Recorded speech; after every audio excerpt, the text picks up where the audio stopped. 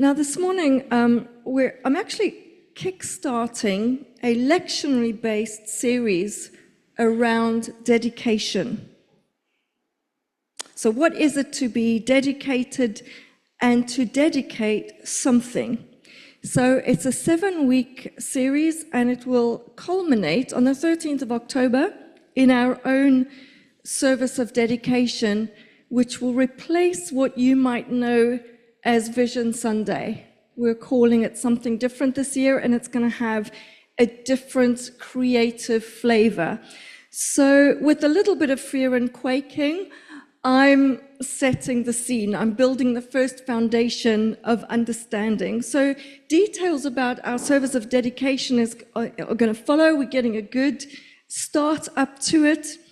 And hopefully this message will unfold. You'll hear some things reiterated and repeated, and some things will just serve as information that you need for furthering along in the series. So to start off with, I'm just going to share with you a precious picture of mine of dedication. So years ago, when I left this church, I went to go and be the minister of a small church in rural Kent. And I know that you think Surrey is rural, but Kent is a little bit wild.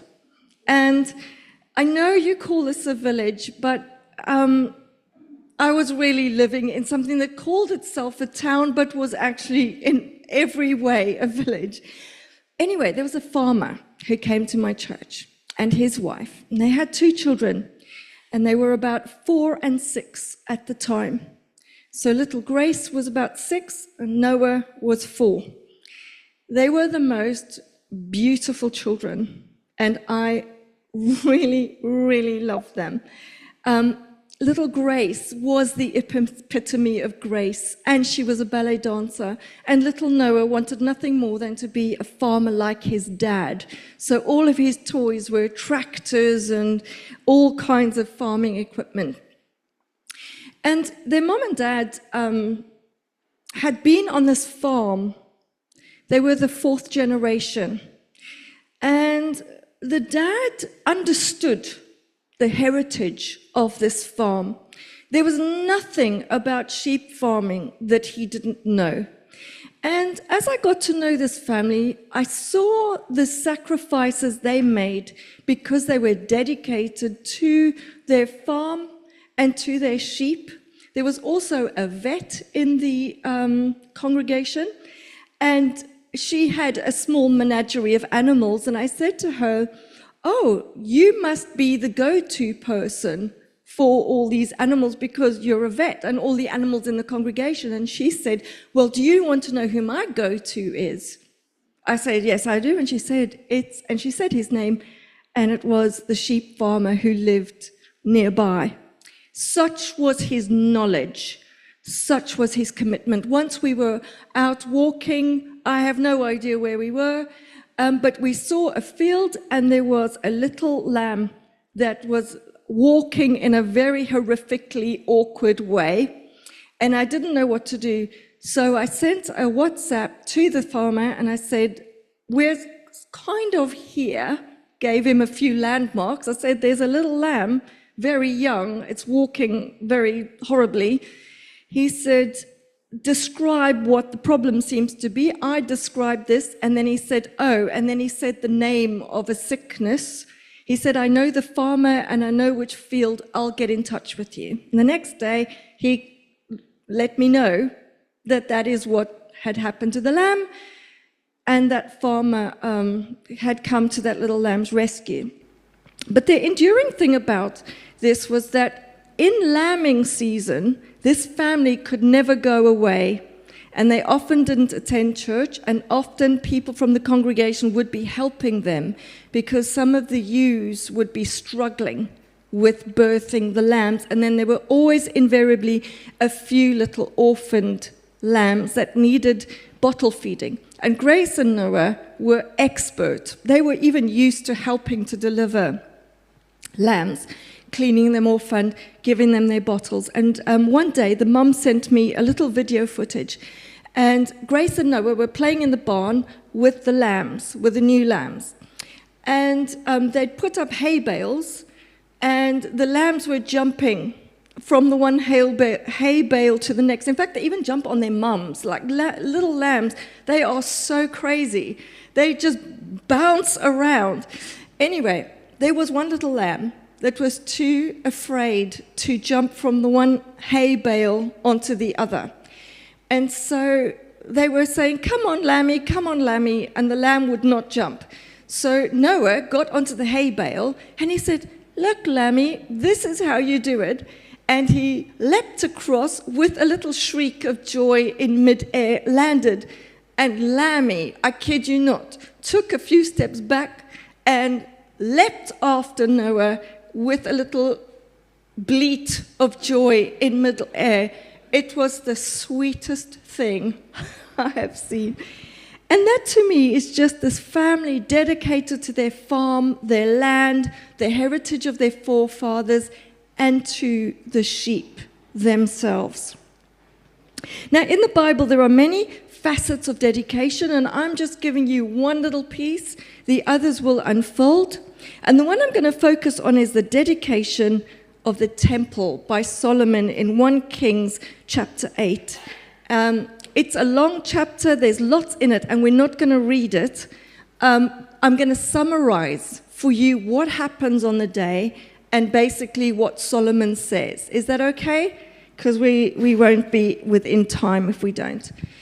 So here's the most helpful place to start. We start off with a nation of slaves, more like a collection of people who are slaves. They don't know that they're a nation. They're in Egypt, where there are many gods, where these people have no rights. Their future is one of slavery, with the work getting harder and harder. And all they're exposed to is really the Egyptian way of life. There's no national identity and no dignity. Moses ends up standing up to the Pharaoh of Egypt, and he leads the people out of Egypt into the desert. And in the desert, a time of transformation happens.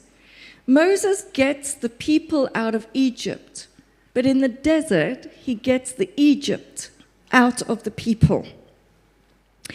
They need to leave the reliance of Egypt and its gods. So Moses he writes down the 10 Commandments as revealed from God.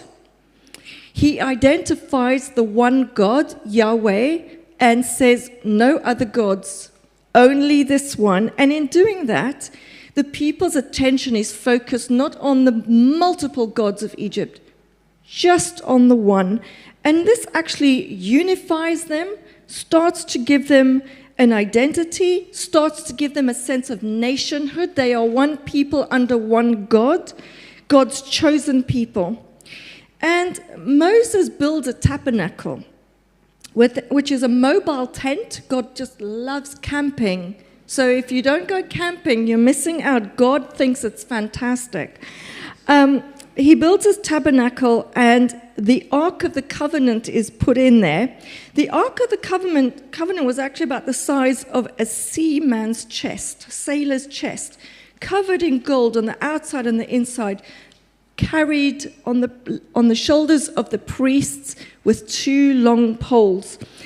And these people understand that when the Ark of the Covenant is in the holy place, in the tabernacle, the very presence of God is there. And only the high priest can go in there and be in the presence of the Ark, so to speak. Time passes, the Ark travels around with them. They end up entering the promised land. Joshua leads them to victory.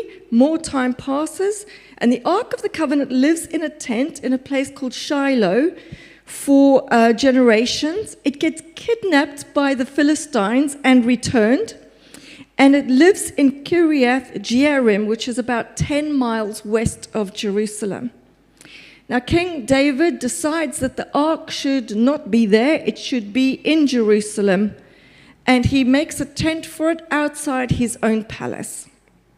David would love to build a temple to house the presence of God. So this would symbolize that God's presence was now in Jerusalem, where King David lived, that there was one God who looked after his people and had appointed David on the throne.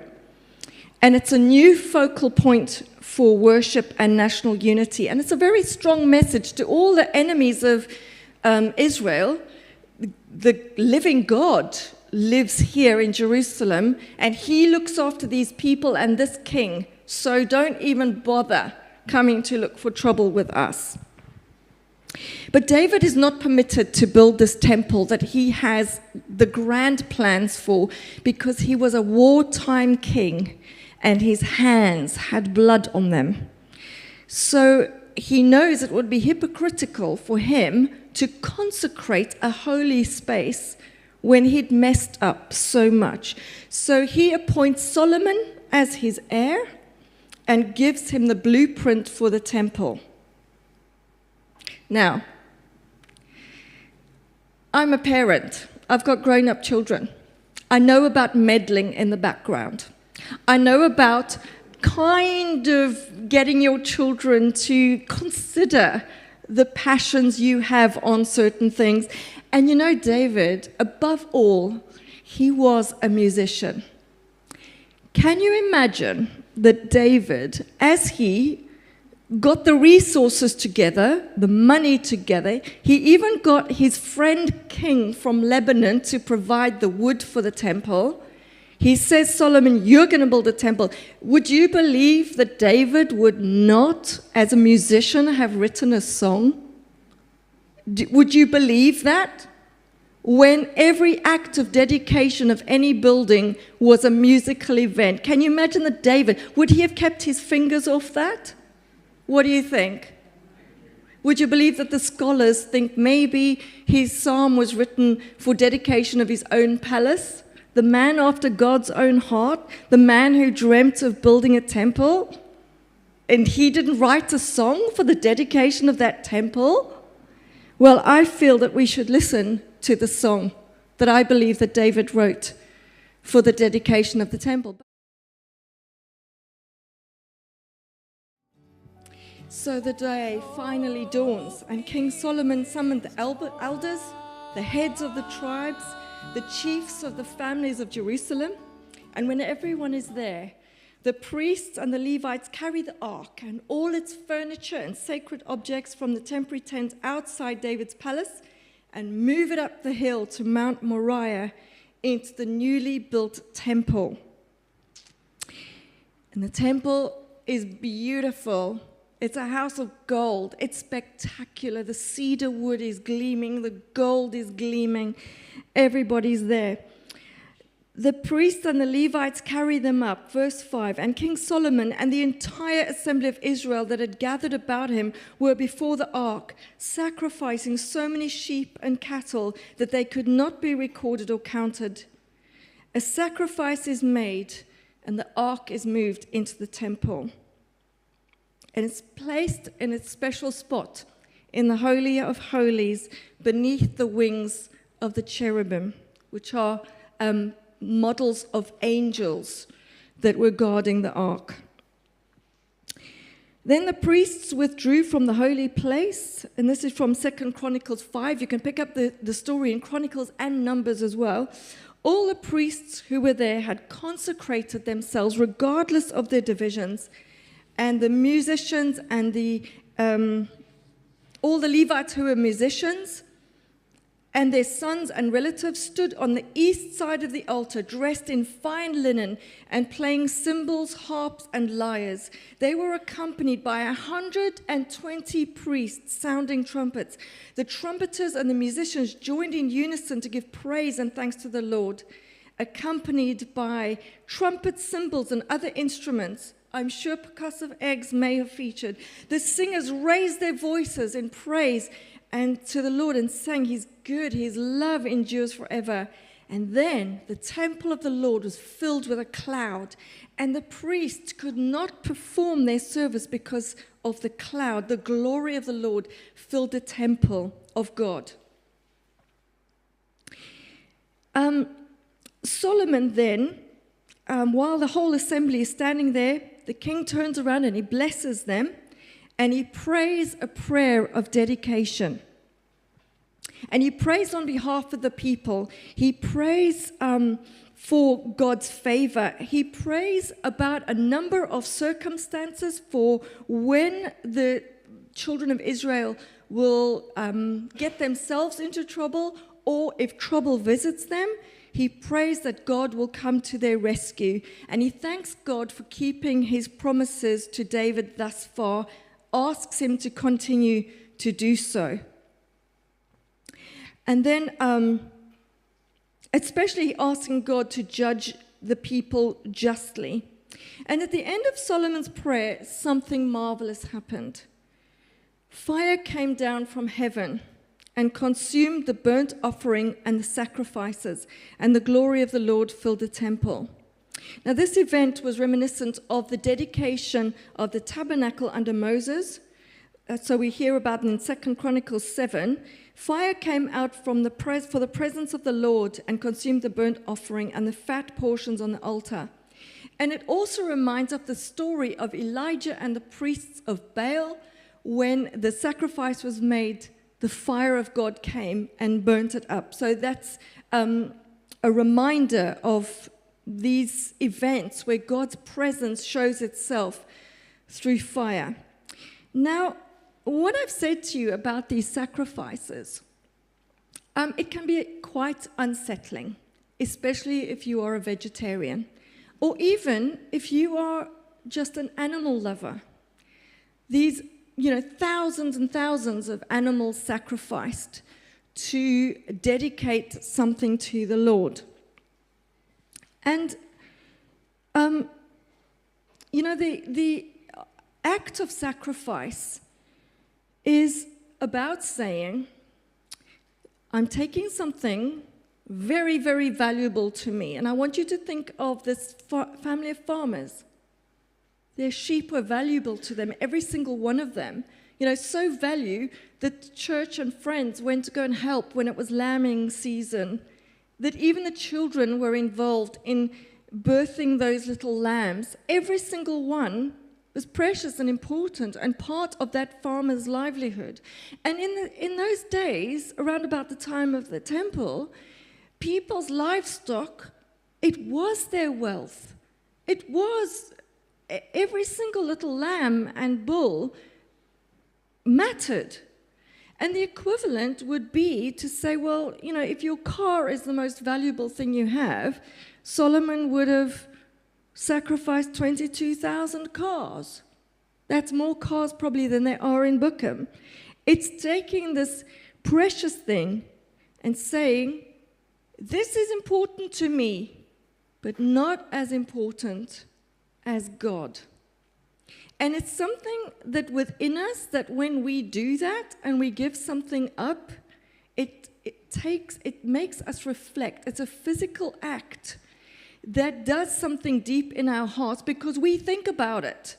Can I really take this little lammy that my children have taught how to jump on a hay bale?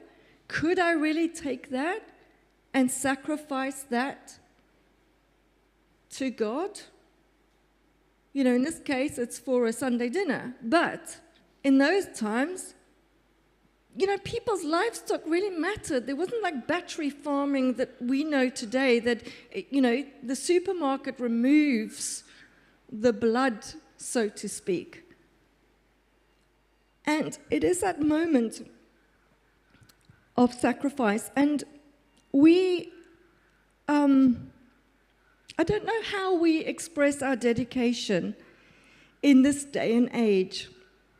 I don't know if it would be as dramatic as taking the most valuable and precious thing that you own and bringing and saying that my God is more important than this.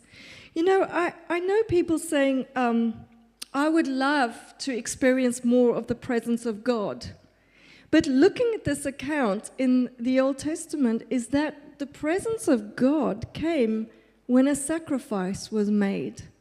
And I know people that long to have a closer walk with God, to be able to pray prayers of great faith. But when you ask them, like, well, what are you willing to sacrifice to achieve that? There seem to be a lot of reasons not to. You know, I just believe there is no shortcut in the Christian life. People want to experience the benefit of God's blessing, but don't want to put in the effort. Don't want to be inconvenienced. You know, my granddaughters, I have a Superman costume for them. It's a very tiny one, but it's got fake muscles on it. And I often look at this little suit and think, wow, you know, that's like instant muscle, but it's not real. If you want real muscle, you've got to put in real effort. And I think that our spiritual life, it is a muscle. Our spiritual life is a muscle that can be neglected or exercised.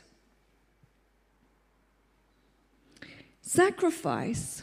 It might not be the most material thing, but what about sacrificing our ego? You know, sometimes that's harder than just bringing a physical item to dedicate to God. But it's good for us because the humility that goes with sacrificing, it's about saying, I worship something bigger than myself. And it actually helps us to recalibrate how we see the kingdom and how we see God.